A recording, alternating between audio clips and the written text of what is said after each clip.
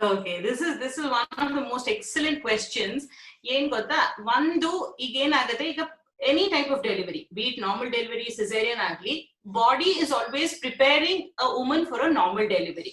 Caesarean is something, ನಾವು ಇವಾಗ ಈ ತೊಂದರೆಗಳಿಗೋಸ್ಕರ ಏನು ಮಗುಗಾಗ್ಲಿ ತಾಯಿಗಾಗ್ಲಿ ತೊಂದರೆ ಆಗ್ಬಾರ್ದು ಅಂತ ನಾವು ಸಿಸೇರಿಯನ್ ಮಾಡ್ತಾ ಇರೋದು. ನಾರ್ಮಲ್ ಡೆಲಿವರಿಗೆ ಬಾಡಿ ರೆಡಿ ಆಗೋವಾಗ ಏನಾಗುತ್ತೆ, there are certain hormones which are released to kind of loosen the joints. ನಮಸ್ಕಾರ. ಇವತ್ತು ನಮ್ಮ ಪರಿಚಯ ಪರಿಮಳ ಕಾರ್ಯಕ್ರಮದಲ್ಲಿ ನಾವು ಆಯ್ಕೆ ಮಾಡ್ಕೊಂಡಿರೋ ಟಾಪಿಕ್ ಪ್ರೆಗ್ನೆನ್ಸಿ. ನಾರ್ಮಲ್ ಆಗಿ ಪ್ರೆಗ್ನೆನ್ಸಿ ಟೈಮಲ್ಲಿ ಎಷ್ಟೊಂದು ಕ್ವೆಶ್ಚನ್ಸ್ ಇರುತ್ತಲ್ಲ ನಮಗೆ. ಮೂಡ್ ಸ್ವಿಂಗ್ಸ್ ಇರುತ್ತೆ, ಆನ್ಸೈಟಿ, ಹ್ಯಾಪಿನೆಸ್, ಟೆನ್ಷನ್, ಇದು ಎಲ್ಲದರ ಜೊತೆಗೆ ಈಗ ಕೋವಿಡ್ ಬಂದಿರೋದ್ರಿಂದ ಇನ್ನೊಂದು ಅಷ್ಟು unique problems pregnant women face ಮಾಡ್ತಾ ಇದ್ದಾರೆ. ಸೊ ಒಂದಷ್ಟು ಫ್ರೀಕ್ವೆಂಟ್ ಆಗಿ ಕೇಳ್ಪಡಂತ ಕ್ವೆಶ್ಚನ್ಸ್ಗೆ ಆನ್ಸರ್ ಮಾಡಕ್ಕೆ ಇವತ್ತು ನಮ್ಮ ಕಾರ್ಯಕ್ರಮದಲ್ಲಿ ಡಾಕ್ಟರ್ ಅನುರಾಧ ಸದಾಶಿವಮೂರ್ತಿ ಅವರಿದ್ದಾರೆ. ಡಾಕ್ಟರ್ ಅನುರಾಧ ಗೈನಕಾಲಜಿಸ್ಟ್, ಸುಮಾರು 30 ವರ್ಷಗಳಿಂದ ಹೆಚ್ಚಿನ ಅನುಭವ ಇರೋರು and expert in so many fields of gynaecology. So ಬನ್ನಿ, ಲೆಟ್ಸ್ ಮೀಟ್ ಡಾಕ್ಟರ್ ಅನುರಾಧ. ಇವತ್ತು ನಮ್ಮ ಪರಿಚಯ ಪರಿಮಳ ಕಾರ್ಯಕ್ರಮದಲ್ಲಿ ನನ್ನ ಮೋಸ್ಟ್ ಫೇವ್ರೆಟ್ ಡಾಕ್ಟರ್ ಅನುರಾಧ ಸದಾಶಿವಮೂರ್ತಿ ಅವರಿದ್ದಾರೆ. ಡಾಕ್ಟರ್ ನಮಸ್ಕಾರ. ನಮಸ್ಕಾರ. Unexpected meeting doctor. ನಾನ್ ನಿಮ್ಮನ್ನ ಎಷ್ಟು ವರ್ಷಗಳಿಂದ ಭೇಟಿ ಮಾಡ್ತಾ ಇದ್ದೀನಿ. ಈ ತರ ಝೂಮ್ ಕಾಲ್ ಅಲ್ಲಿ ಭೇಟಿ ಆಗ್ತೀವಿ ಅಂತ ಅನ್ಕೊಂಡೇ ಇರ್ಲಿಲ್ಲ ಅಲ್ಲ. I know, it's such a pleasant surprise and it's always a pleasure to meet you, Parimala. Thank you, doctor. ಈಗ unprecedented times calls for unprecedented moves. So covid ಸಮಯದಲ್ಲಿ ನಾರ್ಮಲ್ ಜನಕ್ಕೆ ಎಷ್ಟೊಂದು ಸಮಸ್ಯೆಗಳಾಗ್ತಾ ಇರುವಾಗ pregnancy most important time in a women's life, ಅದರ ಜೊತೆಗೆ she has her own set of challenges. Hormonal imbalances, mood swings, ಮತ್ತೆ fear factor if it's any even first pregnancy, second pregnancy, ಇಷ್ಟೆಲ್ಲದರ ಜೊತೆಗೆ ಹೊಸದಾಗಿ ಕೋವಿಡ್ ಅಂತ ಬಂದ ಮೇಲೆ the number of questions out there is so vast. How are you handling this, doctor, and what are you seeing as a major challenge right now? Okay, as ನೀವು rightly ಹೇಳಿದ ಹಾಗೆ, see, first of all, pregnancy and especially for this younger crowd, it's something like very ಒಂಥರ ಹೆದರ್ತಾರೆ. ಆಮೇಲೆ they won't have so much of information. ಹಂಗ್ ಹೇಳಲಿಕ್ಕೆ even parents are not like really so experienced like our grandparents or something like that. ಹಾಗಿರುವಾಗ they very very confused. ಒಂದು ಎಲ್ಲದಕ್ಕಿಂತ ಹೆಚ್ಚು ಮುಖ್ಯ ಏನಂದ್ರೆ, all of them are scared. ಈ virus ಇಂದ ಏನಾಗ್ಬಹುದು, ನಾವು ಪ್ರೆಗ್ನೆಂಟ್ ಆಗ್ಬೇಕಾ ಬೇಡವಾ, ಈ ಟೈಮ್ ಅಲ್ಲಿ ಮಗುಗ್ ಏನಾದ್ರೂ ತೊಂದರೆ ಆಗುತ್ತಾ. So those kind of fears are there. See, as far as conception goes, namigeen chinte illa. If they get pregnant, okay, fine, we can go ahead with the pregnancy. That's not a problem. But ಏನಂದ್ರೆ, one problem is any viral infection during early stages of pregnancy, and especially idu inna ಹೊಸದಾಗಿರೋದ್ರಿಂದ, we don't know what kind of effect it can have on the baby. Maybe like there are some reports which say ಸ್ವಲ್ಪ abortion rates ಜಾಸ್ತಿ ಆಗಿರಬಹುದು. So there could be a possibility. Ashte, we haven't really seen that bigger change because especially for us, namige Indianally it's only about 5-6 months that we are seeing it now. But ಏನಂದ್ರೆ later on, if they get late stages of pregnancy ನಲ್ಲಿ, ಅವಾಗ ಒಂದ್ ಸ್ವಲ್ಪ ಬೇಬಿಗೆ ಏನಾರ complications ಆಗ್ಬೋದು. Baby May pass stools inside the uterus. So all those problems may come, and most often they may end up requiring a cesarean section as against having a normal delivery. But ಈ routine ಏನಾಗ್ತಾ ಇದೆ ನಮಗೆ ಅಂತಂದ್ರೆ, like for regular checkups ಬಂದಾಗ ನಿಮಗೆ ಗೊತ್ತಿರೋ ಹಾಗೆ, like pregnancy, child birth is such a kind of joyous event for ಎಲ್ಲರಿಗೂ. ಫ್ಯಾಮಿಲಿಗೆ it's an excitement. And especially like namige Cloud9 nalli, our concept was that we want the entire family to be participating in the whole journey anta. But iga unfortunately we are forced to kind of husbands na saita horgade idisbekagta ide. So ಅವ್ರನ್ನ like we are not allowing inside because basically to avoid crowding. And ಇನ್ನೊಂದು ಏನಾಗುತ್ತೆ ಅಂದ್ರೆ basically ಈಗ lot of asymptomatic carriers. So on pregnancy ನಲ್ಲಿ problem ಏನಾಗುತ್ತೆ ಅಂದ್ರೆ like the women pregnant ಇರೋರು ಮತ್ತೆ ಡೆಲಿವರಿ ಆಗಿರೋರು they very kind of immunocompromised. ಅವರಿಗೆ chances of developing an infection ತುಂಬಾ ಜಾಸ್ತಿ ಇರುತ್ತೆ. So ಅದಕ್ಕೆ ಅವ್ರ ಸೇಫ್ಟಿಗೋಸ್ಕರ we ask relatives and husbands to kind of stay out. So a lot of people feel offended. ಏನಪ್ಪಾ ಡಾಕ್ಟ್ರು ನಮ್ನ ಒಳಗ್ ಬಿಡ್ತಾ ಇಲ್ಲ, ಹಾಸ್ಪಿಟಲ್ ಅಲ್ಲಿ ಸ್ಟ್ರಿಕ್ಟ್ ಇದಾರೆ. ಮುಂಚೆ ಎಲ್ಲ ಲೈಕ್ ನಾವ್ ಇನ್ನೊಂದಂದ್ರೆ ಎಸ್ಪೆಷಲಿ Cloud9 ಅಲ್ಲಿ we used to allow them to enter the labor room, be there with the wife even during delivery, even if it is a cesarean section. The father was like part of the journey right from day one. So advandu like we are also missing it, but unfortunately we are preparing women to kind of get used to it.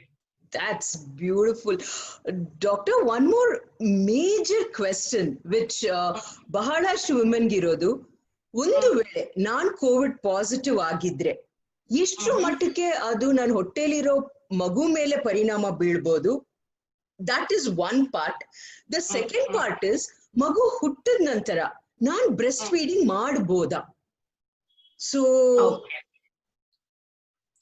ಈಗ ಅದೇ ಹೇಳಿದಲ್ಲ, early pregnancy ನಲ್ಲಿ ಅಕಸ್ಮಾತ್ like within that 12 weeks, between 8 and 12 weeks ಅಲ್ಲಿ we call it as embryogenesis ಅಂತ. So ಆ time ಅಲ್ಲಿ Covid ಆದ್ರೆ again this we are not very sure, we don't have any this thing to ಒಂಥರ proof ಅಂತ ಇಲ್ಲ ಏನು. Possibilities may be there if at all, if a baby develops abnormalities or maybe a little increased chance of abortions. But ಮಧ್ಯದಲ್ಲಿ ಈಗ 4, 5, 6, 7ನೇ ತಿಂಗಳಲ್ಲಿ ಏನಾದ್ರೂ Covid ಆದ್ರೆ ಸಾಮಾನ್ಯ ಏನು ತೊಂದ್ರೆ ನಾವು ನೋಡಿಲ್ಲ. It doesn't affect the baby at all. Towards the end ಬಂದ್ರೆ again we are just kind of very careful. ಏನಾಗುತ್ತೆ ಅಂದ್ರೆ ಅಕಸ್ಮಾತ್ ತಾಯಿಗೆ ತುಂಬಾ ಉಸಿರಾಟದ ತೊಂದ್ರೆ ಬಂದ್ರೆ ಅಥವಾ ಹೈ ಫೀವರ್ ಬಂದ್ರೆ then baby heartbeat ಸಹಿತ ಜಾಸ್ತಿ ಆಗ್ಬಹುದು. then the chances of baby passing motion inside the uterus may be high. So ಆ ತರ ಎಲ್ಲ ಇರುವಾಗ maybe we will have to deliver her earlier. And if she's an active symptomatic person with COVID, there are two schools of thoughts. One, though some people say express ಮಾಡಿ breast milk ಕೊಡಿ, ಮಗುನ ತಾಯಿ ಹತ್ರ ತರದ್ ಬೇಡ ಅಂತ. But breast milk ಅಂತೂ ಕೊಡ್ಲೇಬೇಕು, ಯಾಕಂದ್ರೆ ತಾಯಿದು ಆಂಟಿಬಾಡೀಸ್ ಏನಿರುತ್ತೆ will go to the child through the breast milk. So it is very supportive. Direct breast feeding ಗೆ ಮಾಸ್ಕ್ ಒಳ್ಳೆ N95 ಮಾಸ್ಕ್ ಹಾಕೊಂಡು ಕೈ ಎಲ್ಲ ಕ್ಲೀನ್ ಆಗಿ ವಾಶ್ ಮಾಡ್ಕೊಂಡು ಅವರು ಬೇಬಿಗೆ ಡೈರೆಕ್ಟ್ ಫೀಡ್ ಸಹಿತ ಮಾಡಬಹುದು, provided they take all precautions. But hangénadru if they are not confident about it, then we recommend them to express the breast milk and give the breast milk. And doctor, ಈಗ ತಾವ್ ಹೇಳ್ದಂಗೆ ಒಂದು ಮಗು ಮನೆಗೆ ಹುಟ್ಟಿದೆ ಬಂದಿದೆ ಅಂದ್ರೆ ಎಂತ ಸಂಭ್ರಮ ಅಲ್ವಾ? ಆದ್ರೆ ಈ ಸಮಯದಲ್ಲಿ ಏಜ್ಡ್ ಪೀಪಲ್ ಇರ್ಬೋದು ಅಥವಾ ಹೊರಗಡೆ ಕೆಲ್ಸಕ್ಕೆ ಹೋಗಿ ಬರೋರು ಇರ್ಬೋದು, ನಾವು ಕೇವಲ ಒಂದು ಮಾಸ್ಕ್ ಧರಿಸೋದ್ರಿಂದ, ಹ್ಯಾಂಡ್ ವಾಶ್ ಮಾಡೋದ್ರಿಂದ ಎಷ್ಟರ ಮಟ್ಟಿಗೆ ಪಾಸಿಬಿಲಿಟಿ ಇದೆ ಪಾಪು ಹತ್ರ ನಾವು ಹೋಗ್ಬೇಕಾ ಹೋಗ್ಬಾರ್ದ? I am not talking about the mother, ಬೇರೆ ಫ್ಯಾಮಿಲಿ ಮೆಂಬರ್ಸ್ ಇರ್ಬೋದು. ಸೊ ಅಥವಾ ತುಂಬಾ ಸರಿ ಮಗು ಹುಟ್ಟಿದೆ ಅಂದ್ರೆ ರಿಲೇಟಿವ್ಸ್ ಬಂದ್ ಮಗು ನೋಡ್ಬೇಕು ಅಂದಾಗ ನಾವು ಬರಬೇಡ ಅಂತಾನು ಹೇಳಕ್ ಆಗ್ತಾ ಇಲ್ಲ, ಬನ್ನಿ ಅಂತಾನು ಹೇಳಕ್ ಆಗಲ್ಲ. ಏನ್ ಮಾಡ್ಬೋದು? ಅದೇ ಈಗ that is the $1 million question. ಈಗ ಮಾಸ್ಕ್ ಹಾಕೊಂಡು ಕೈ ತೊಳೆಯೋದ್ರಿಂದ we can probably avoid, majorly we can avoid infection. But ಏನಾಗುತ್ತೆ ಅಂತಂದ್ರೆ ಈಗ ಕೆಲವು ವಯಸ್ಸಾದವರು ಅಥವಾ ಬಹಳ ಹಿಂಗೆ ಆಫೀಸ್ಗೆ ಹೋಗಿ ಬರೋರು, ಹೊರಗಡೆ ಕೆಲಸ ಮಾಡಿ ಬರೋರು, ಅವರು they can also be asymptomatic carriers. ಹಾಗಿದ್ದಾಗ ನನ್ಗೆ ಏನು ಆಗಿಲ್ಲ ಅಂತ ಅವ್ರೊಂದ್ ಸ್ವಲ್ಪ ಕಾಂಪ್ಲಸೆಂಟ್ ಆಗ್ಬಹುದು. ನನ್ಗೇನು ಸಿಂಪ್ಟಮ್ಸ್ ಇಲ್ಲ, ನಂಗೇನ್ ಕೋವಿಡ್ ಇಲ್ಲ, ನಾನ್ ಮುಟ್ಟಿದ್ರೆ ಏನಾಗತ್ತೆ ಅಂತ ಅವ್ರು ತಿಳ್ಕೊಬಹುದು. ಬಟ್ ನಾ ಹೇಳದಲ್ಲ, ಈಗಾಗ್ಲೇ ಇಮ್ಯೂನೋ ಕಾಂಪ್ರಮೈಸ್ ಇರೋದ್ರಿಂದ ಮದರ್, ಸೊ ಅವರಿಗೆ ತೊಂದರೆ ಆಗೋ ಚಾನ್ಸಸ್ ಇರುತ್ತೆ. So ideally better to avoid direct physical contact. One greatest advantage of these times is this technology. As you know, how you and me are talking on Zoom, probably we would have been so much more comfortable talking face to face. You can always maguna see it online. You can live stream, like, put a camera to the cradle and show the baby to everybody. So all those things are possible. So at least like sure ಆಗ ತನಕ ಕಡಿಮೆ ಜನ, ಅಕಸ್ಮಾತ್ ಹಿಂಗೆ ಏನೋ ಒಬ್ರು ನೋಡ್ಲೇಬೇಕು, you divide visitors. ಅವಾಗ ದಿನಕ್ಕೆ 4-5 ಜನ ಅಷ್ಟೇ ಬರೋದು. And don't spend too much time with the mother. 5 ನಿಮಿಷಕ್ಕಿಂತ ಕಮ್ಮಿ ಇಂಟ್ರಾಕ್ಷನ್ ತಾಯಿ ಜೊತೆ ಇಟ್ಕೊಂಡ್ರೆ better. So you just come, say hello and have a look and go. Other times if you can send pictures, videos, ಇಂದವೆಲ್ಲ ಮಾಡಬಹುದು. Yes, ಏನಂದ್ರೆ ಹೊಸತನದ ವಿಚಾರಗಳಲ್ವಾ doctor. ಇದೆಲ್ಲ like with technology doctor, ಈಗ Cloud9 ಇಂದ do the mothers still directly come in ಅಥವಾ ಟೆಲಿಕನ್ಸಲ್ಟಿಂಗ್ ಮಾಡ್ತೀರಾ? How are you adapted, doctor? Yeah, see, this is one thing, like, teleconsultation has made a huge difference to us now. And now, in fact, in Cloud9, we have developed our own app, so which is working beautifully well. So we've got a lot of features because we understand how important ನಮಗೆ ಈಗ family ಏನಾಗ್ತಾ ಇದೆ ಅಂದ್ರೆ, ಕೆಲವರು husbands ಎಲ್ಲೋ ಬೇರೆ ದೇಶದಲ್ಲಿದ್ದಾರೆ, ಬೇರೆ ಊರಲ್ಲಿದ್ದಾರೆ. Because of these restrictions, they're not able to come. So we have also given them something like a screen share option. So when I'm talking to a patient, she can share the screen with her husband or a loved one. Like, ಅಮ್ಮ ಬೇರೆ ಊರಲ್ಲಿದ್ದಾರೆ, ಅವ್ರಿಗೆ 1000 questions ಇರುತ್ತೆ, ಅವ್ರಿಗೇನೋ ಕೇಳೋದಿರುತ್ತೆ. So ಅಂತದಕ್ಕೆಲ್ಲ options ಇದೆ. And ಆದಷ್ಟು ನಾವೇನ್ ಮಾಡ್ತಾ ಇದೀವಿ ಅಂದ್ರೆ, we minimise there this thing, hospital ಬರೋದು.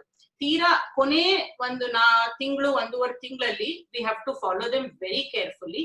ಅಂತ ಟೈಮಲ್ಲಿ we call them to the hospital, and that also is totally appointment based. ಅವರು ಬಂದು ಬಹಳ ಹೊತ್ತು ಕಾಯ್ಬಾರ್ದು, ಬಂದ ತಕ್ಷಣ ಡಾಕ್ಟರ್ ನೋಡ್ಬೇಕು, ಹಾಸ್ಪಿಟಲ್ ಇಂದ ಆಚೆಗೆ ಹೋಗ್ಬೇಕು, ಆ ತರ. Other times what we are recommending them is at least have a weighing machine. And ಈಗ BP measure ಮಾಡ್ಲಿಕ್ಕೂ machines ಈಸಿಯಾಗಿ ಸಿಗ್ತವೆ. It's not very expensive also. So we tell them ಮನೆಯಲ್ಲೇ weight to BP ನೋಡ್ಕೊಳ್ಳಿ. And as long as the mother is feeling the baby movements ಅಲ್ಲ, ಬೇರೆ ಏನು complications ಇಲ್ಲ, BP ಇಲ್ಲ, ಶುಗರ್ ಇಲ್ಲ ಅಂದ್ರೆ ಅಂತವ್ರನ್ನೆಲ್ಲ ಆದಷ್ಟು ಮನೆಯಿಂದನೇ ಥ್ರೂ ಟೆಲಿಕನ್ಸಲ್ಟೇಷನ್ ಇಟ್ಸೆಲ್ಫ್ ಮಾಡ್ತಾ ಇದೀವಿ. ಮತ್ತೆ Cloud9 ಅಲ್ಲಿ ನನ್ನ ಸೊಸೆ ಅಲ್ಲೇ ಡೆಲಿವರ್ ಮಾಡಿರೋದ್ರಿಂದ I know about they had those prenatal classes ಇರ್ತಾ ಇತ್ತು, ಲಮಾಸ್ ಕ್ಲಾಸಸ್ ಇರ್ತಾ ಇತ್ತು. ಈಗ ಅದೆಲ್ಲ ಹೇಗೆ ಮಾಡ್ತಾ ಇದ್ದೀರಾ ಡಾಕ್ಟರ್? ಸೊ ಪ್ರೆಗ್ನೆಂಟ್ ವುಮೆನ್ ಏನ್ ಮಾಡ್ತಾ ಇದ್ದಾರೆ ಈಗ?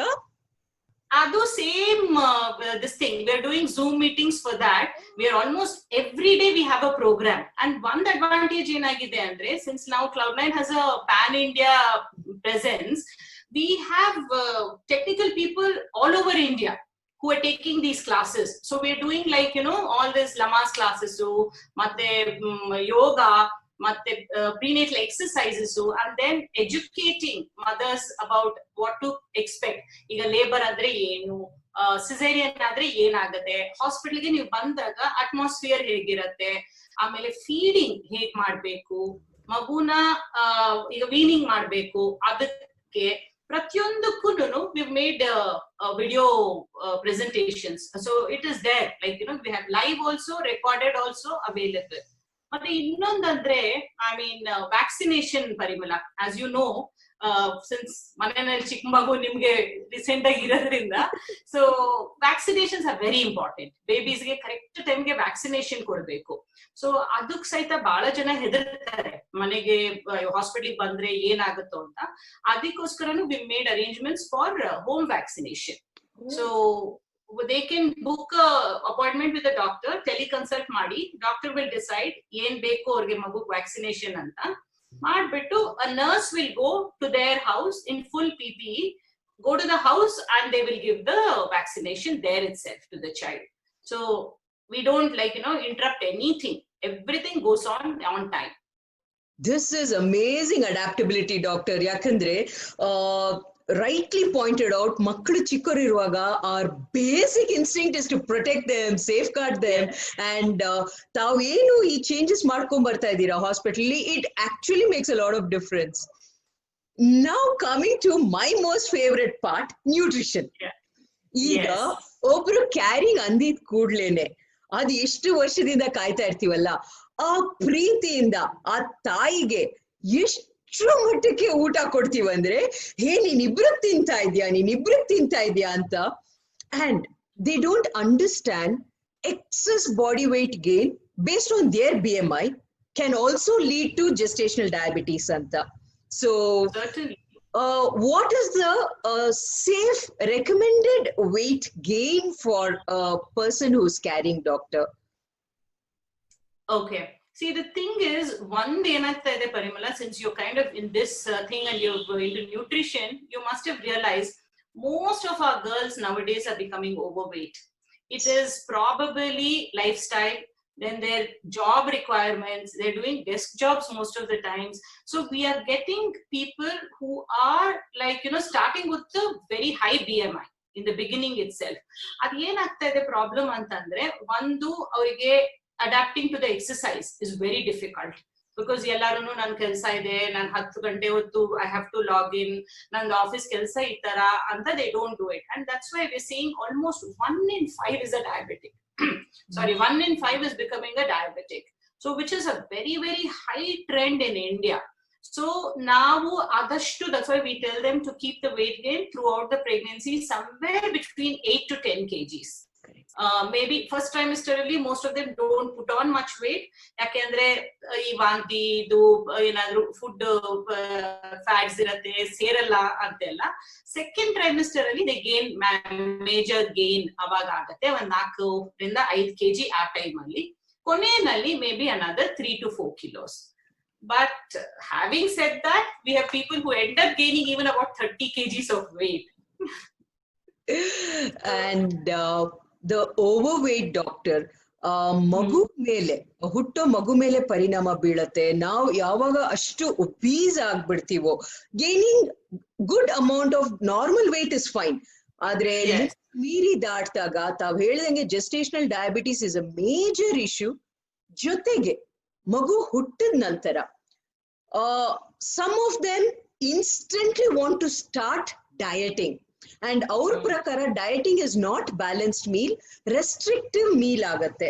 ಒಂದು ತಾಯಿ restrictive meal ಮಾಡ್ಕೊಂಡಾಗ complete nutrients, good quality milk ಮಗುಗೆ growth ಗೆ it's going to hamper.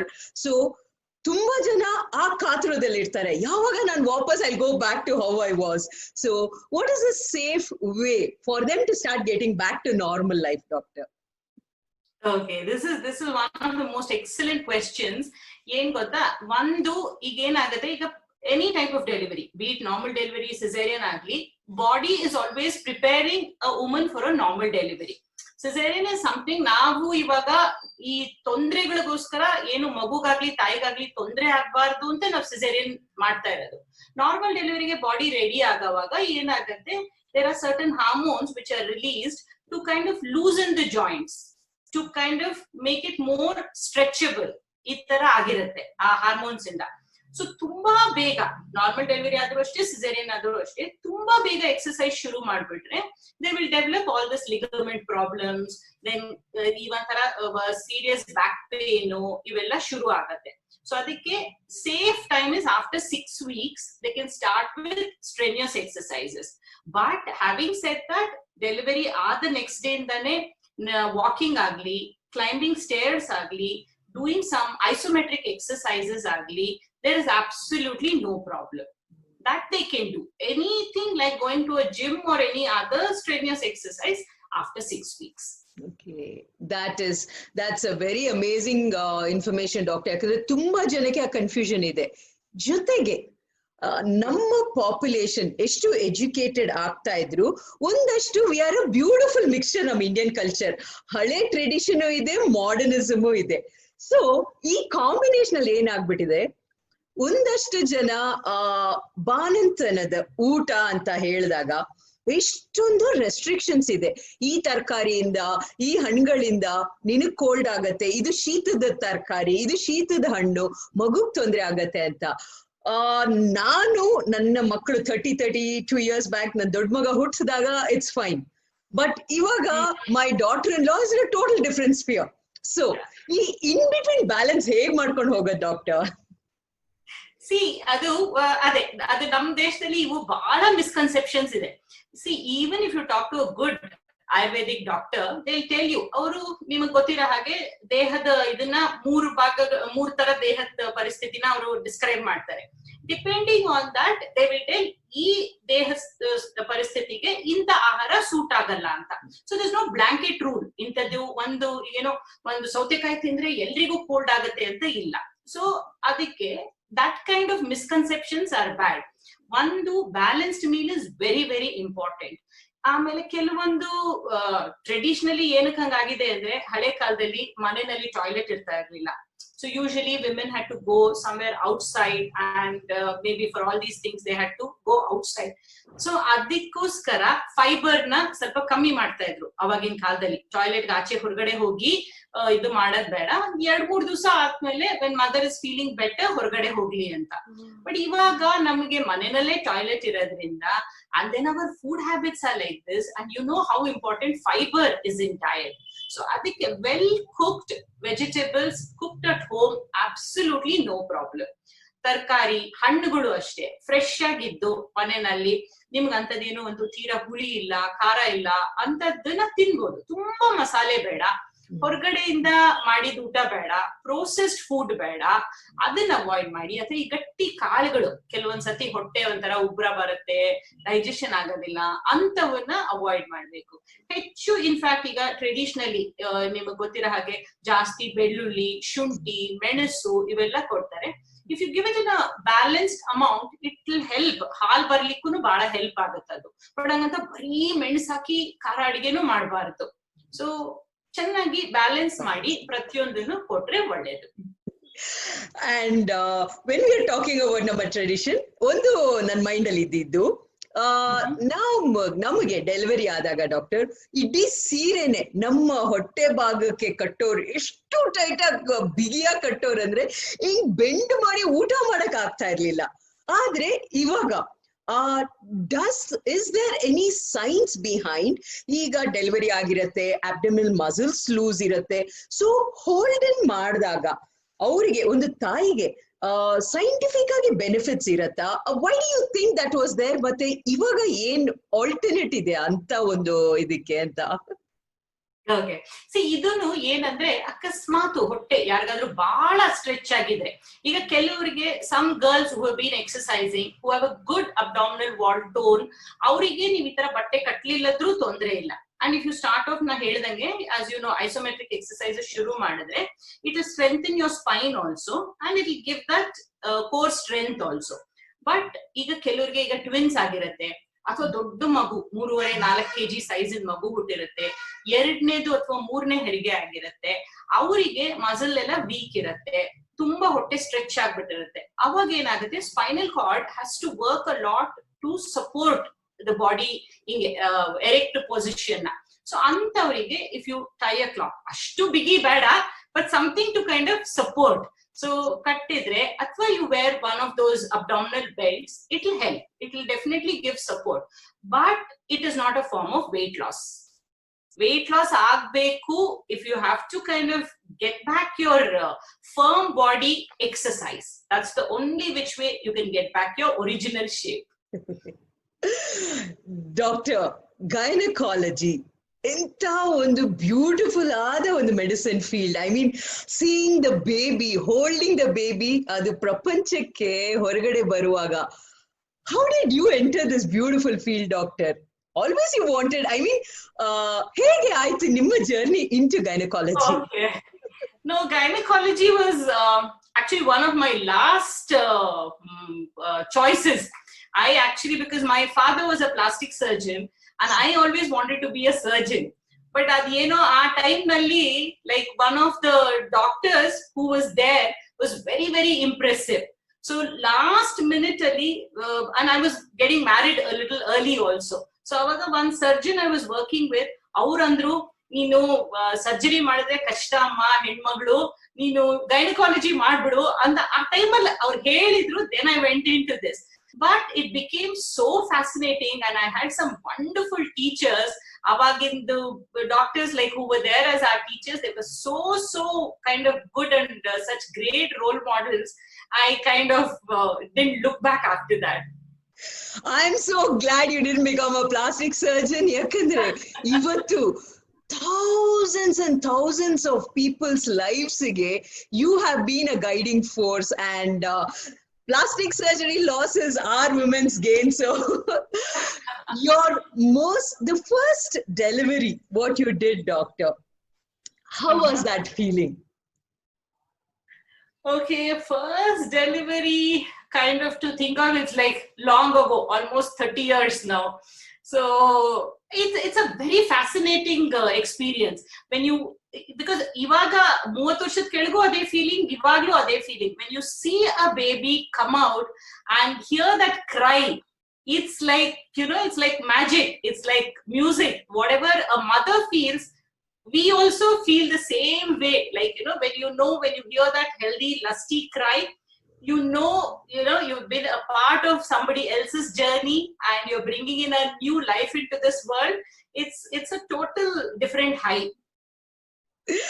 Thank you so much, doctor. ನಿಮ್ಮ ಜರ್ನಿ ಶೇರ್ ಮಾಡಿದಕ್ಕೆ, ಜೊತೆಗೆ ಬಹಳ ಕಾಮನ್ ಆಗಿ ಫ್ರೀಕ್ವೆಂಟ್ ಆಗಿ ಕೇಳ್ಪಟ್ಟಂತ ಕ್ವೆಶ್ಚನ್ಸ್ ಪ್ರೆಗ್ನೆನ್ಸಿ ಟೈಮ್ ಅಲ್ಲಿ ಎಷ್ಟು ತುಂಬಾ ಸರಳವಾಗಿ ಸಿಂಪಲ್ ಆಗಿ ಎಲ್ಲರಿಗೂ ಅರ್ಥವಾಗಂಗೆ ಯು ಹ್ಯಾವ್ ಎಕ್ಸ್ಪ್ಲೇನ್ಡ್, ಅಂಡ್ ನೀವು busy schedule Parichaya with Parimala ಕಾರ್ಯಕ್ರಮಕ್ಕೆ ಟೈಮ್ ಸ್ಪೆಂಡ್ ಮಾಡಿದಕ್ಕೆ thank you so much. Thank you so much, Parimala. It was such a pleasure talking to you, and it was a fantastic experience talking to you. Thank you, doctor. Thank you so much. Anuradha doctor ಎಷ್ಟು ಚೆನ್ನಾಗಿ, ಎಷ್ಟು simple ಆಗಿ explain ಮಾಡಿದ್ರಲ್ಲ, ಎಷ್ಟೊಂದು common questions, and ಅವರು suggest ಮಾಡ್ದಂಗೆ changing times ಜೊತೆಗೆ ಟೆಕ್ನಾಲಜಿನ ಒಂದಷ್ಟು ನಾವು ಅಡ್ಯಾಪ್ಟ್ ಮಾಡಿಕೊಂಡು ತಾಯಿ ಮಗು ಸೇಫ್ ಇರೋದಕ್ಕೆ ನಾವು ಆಸ್ ಫ್ಯಾಮಿಲಿ ಮೆಂಬರ್ಸ್, ರಿಲೇಟಿವ್ಸ್ ಏನ್ ಮಾಡಬಹುದು, ಹೇಗೆ ಅವ್ರನ್ನ ಸೇಫ್ ಆಗಿಡಬಹುದು, ಜೊತೆಗೆ ನಾರ್ಮಲ್ ಆಗಿ ಒಂದು ಪ್ರೆಗ್ನೆಂಟ್ ವುಮೆನ್ ಎಷ್ಟರ ಮಟ್ಟಿಗೆ ವೆಯ್ಟ್ ಹಾಕೋಬೇಕು, ಯಾವ ಟೈಮಿಂದ ಅವ್ರು ಎಕ್ಸಸೈಸ್ ಶುರು ಮಾಡಬಹುದು, ಇಷ್ಟೊಂದು ವೈಡ್ ರೇಂಜ್ ಆಫ್ ಕ್ವೆಶ್ಚನ್ಸ್ ನ ಆನ್ಸರ್ ಮಾಡಿದಾರಲ್ವಾ. ಇದೇ ತರ ನೆಕ್ಸ್ಟ್ ವೀಕು ಇನ್ನೊಂದು ಎಕ್ಸ್ಪರ್ಟ್ ಇನ್ನೊಂದು ಕ್ಷೇತ್ರದಿಂದ ನಮ್ಮ ಜೊತೆ ಇರ್ತಾರೆ on Parichaya with Parimala. Thank you so much.